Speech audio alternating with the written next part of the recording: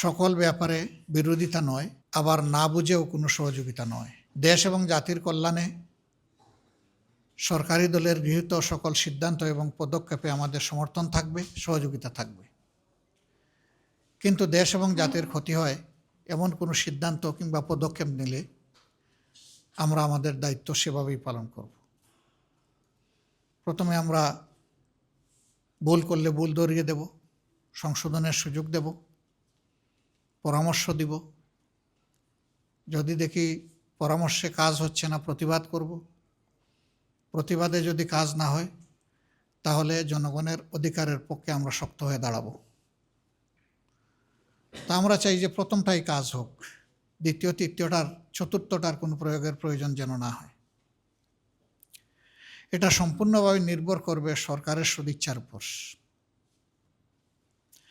যেহেতু তারা সংসদে সংখ্যাগরিষ্ঠ, তারা যদি সংখ্যাগরিষ্ঠতার বলে কোনো কিছু করতে চান পারবেন।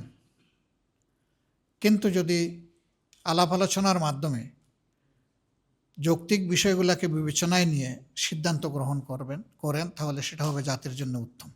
আমরা বলেছিলাম, সবার আগে আমরাই বলেছিলাম ইলেকশনের সময়, যে আমরা নির্বাচিত হয়ে সরকার গঠন করার সুযোগ পেলে বিদেশে আমাদের কোনো প্রবাসী ভাই বোন ইন্তেকালের পরে তার পরিবার এবং তিনি যদি ওসিয়ত করে যান যে তার দাফনটা বাংলাদেশে হবে, তাহলে তাদের লাশ সরকারি খরচে শ্রদ্ধা এবং সম্মানের সাথে বহন করে নিয়ে আসা হবে।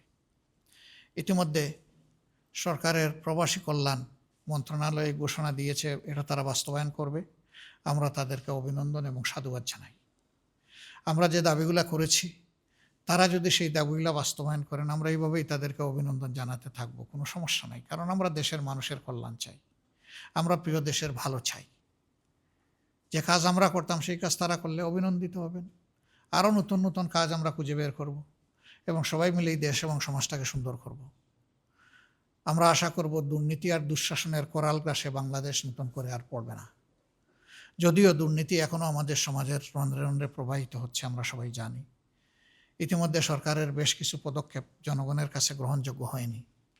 আমরা আশা রাখব জনপ্রত্যাশা সামনে রেখে, বিশেষ করে জুলাইয়ের আকাঙ্ক্ষাকে ধারণ করে সরকার তার কার্যক্রম গ্রহণ করবে যা জাতি এবং দেশকে উপকৃত করবে। আমরা এর পক্ষে আমাদের অবস্থান স্পষ্ট এবং আমরা এই অবস্থান অব্যাহত রাখব। সবাই মিলেই আমরা আগামীর একটি নিরাপদ, একটি মানবিক, দুর্নীতি এবং দুঃশাসনমুক্ত বাংলাদেশ গড়ব ইনশাআল্লাহ।